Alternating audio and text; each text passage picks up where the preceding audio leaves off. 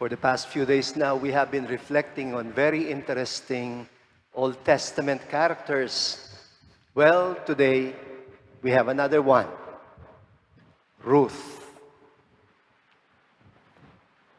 If ethnic marriages and religious intermarriages are strictly forbidden, ethnic intermarriages are strictly forbidden in this day and age by people like the Talibans of Afghanistan, you can imagine what it must have been like in the time of Jesus, or even 1,000 years before the time of Jesus, which is more or less the time of our first reading today from the Book of Ruth.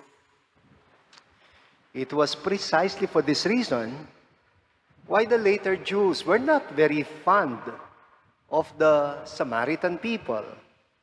The Jews regarded them as racially and religiously impure, even if they were also Israelites, because they had intermarried with the Gentiles and were therefore treated as unclean.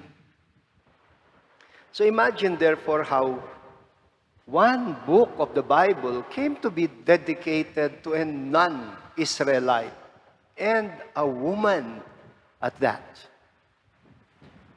I am, of course, referring to the Book of Ruth, our first reading today. You would have to put yourselves in the shoes of this woman to be able to understand the implications of interracial marriages during those times. She was one extremely rare case. In fact, she even became part of the family tree of King David and of Joseph, and thereby of Jesus. Well, the Book of Ruth is about a pure-blooded Israelite family that was forced by famine to leave their country, to leave their hometown, Bethlehem. They were a family of 4. Elimelech, the husband, Naomi, the wife, and their 2 sons, Mahlon and Chilion. And they settled in a foreign land and lived among the Moabites because there was famine in their country. Well, perhaps because they were the only Israelite family in the whole region, their 2 sons intermarried with the Moabite women, Ruth and Orpah. And as time went by, unfortunately, all 3 women lost their husbands. All 3 women, Naomi, Orpah, and Ruth, became widows. Naomi is now left with no other choice except to return to her country, to her native Bethlehem, this time as a widow, and in order to seek refuge among her relatives, meaning among her fellow Israelites.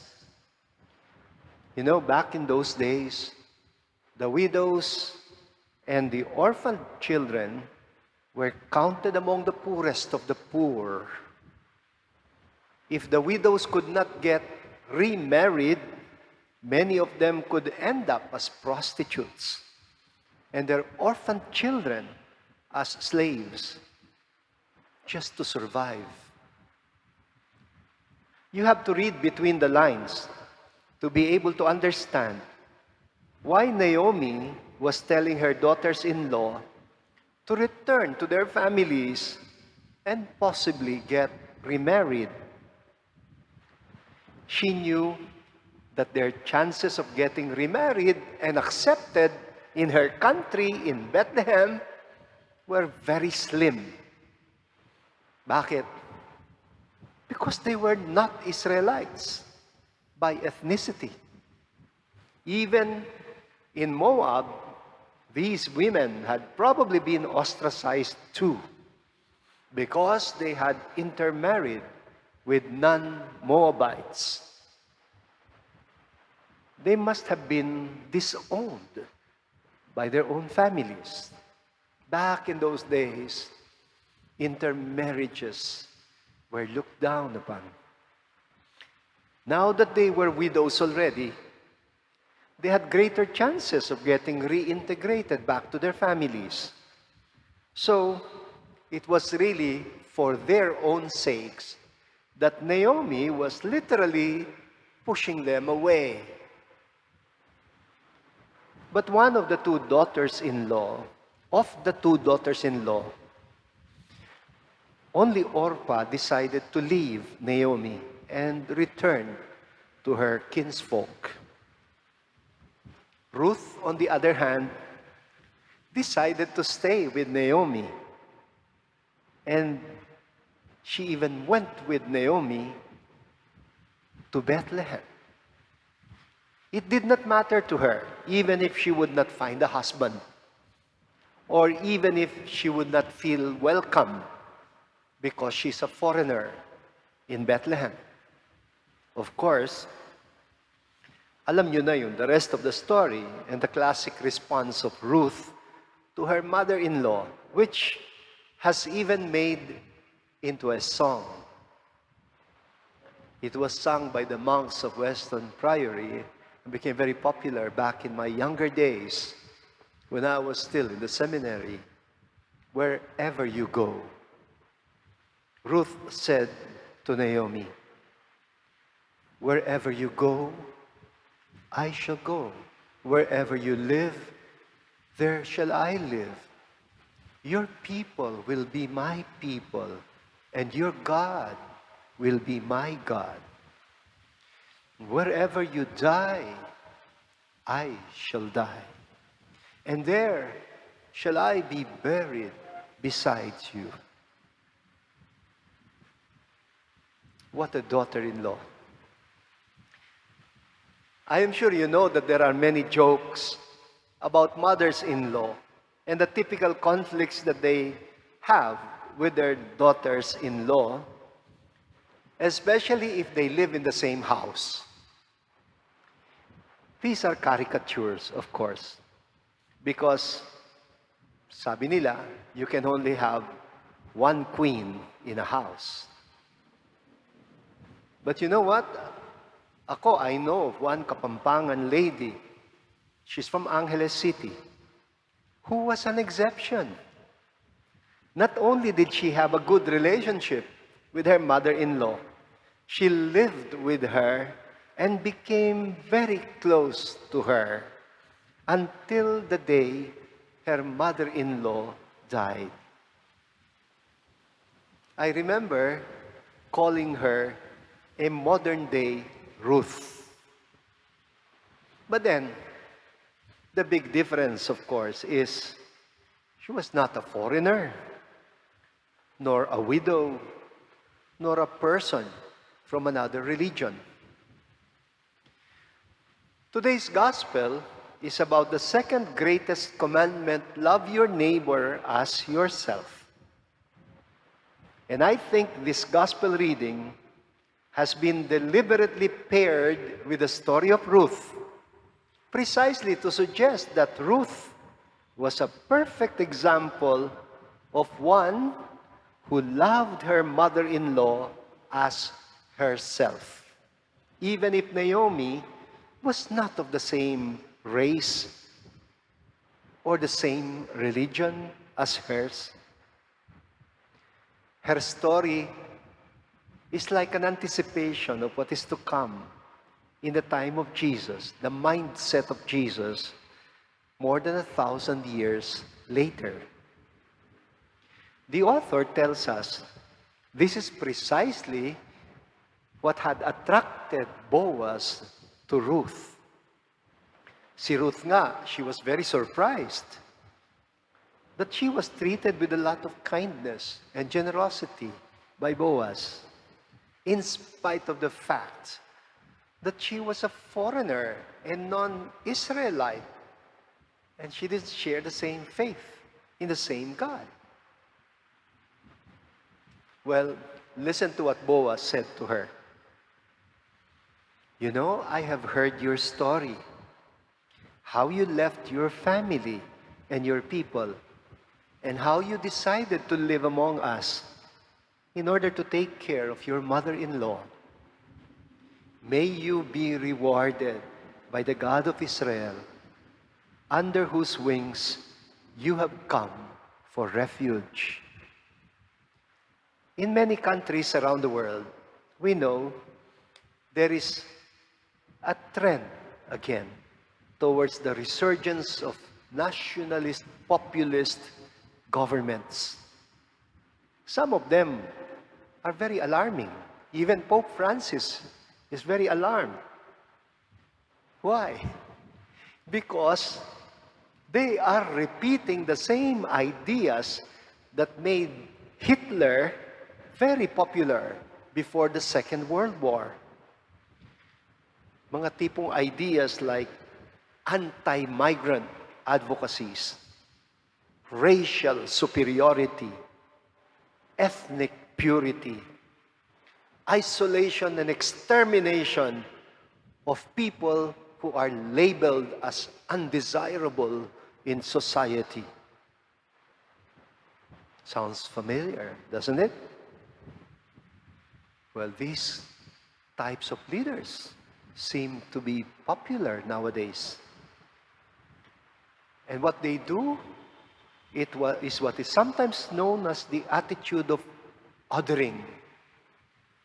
Kami, kayo. You are other than us. No sense of the neighbor.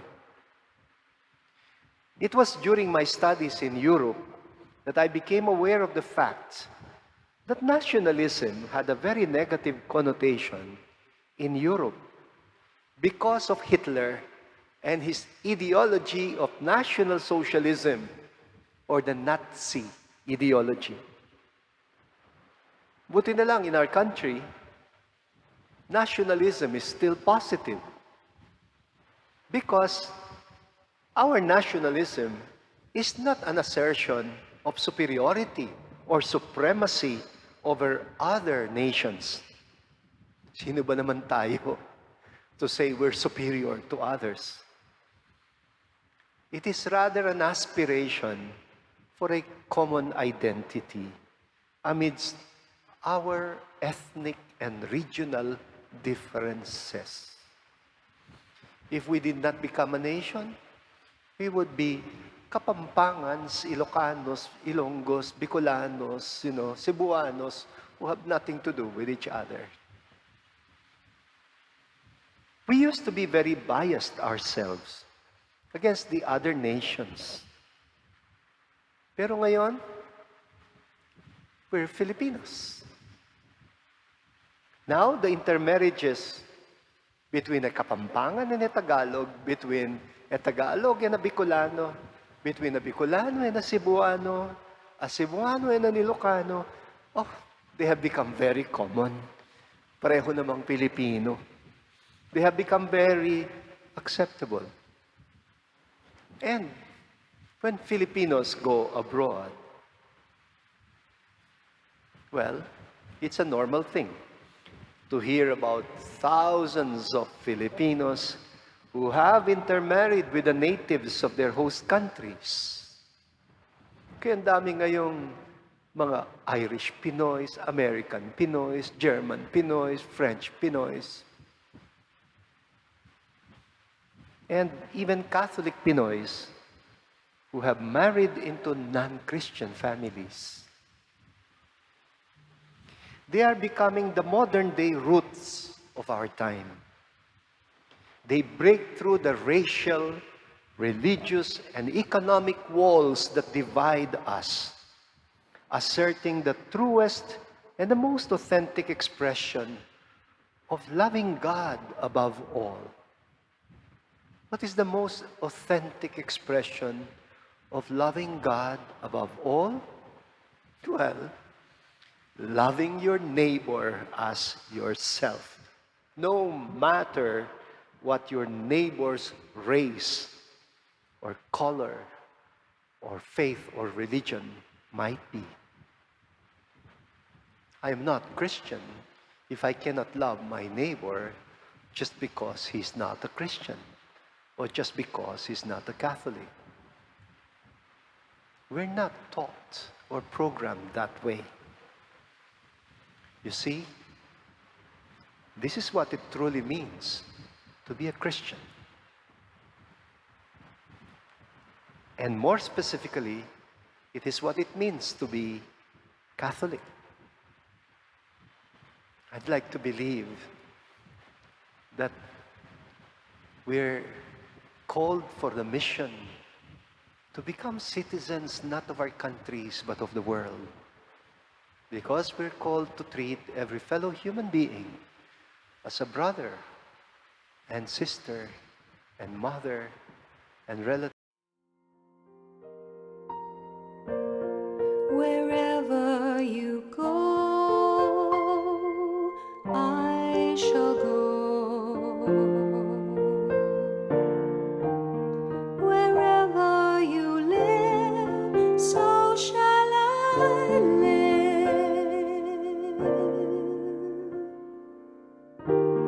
Your people will be my people,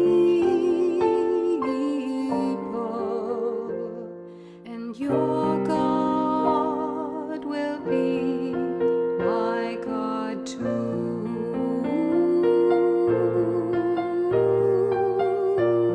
Wherever you die, I shall die, and there will I be buried beside you. We will be together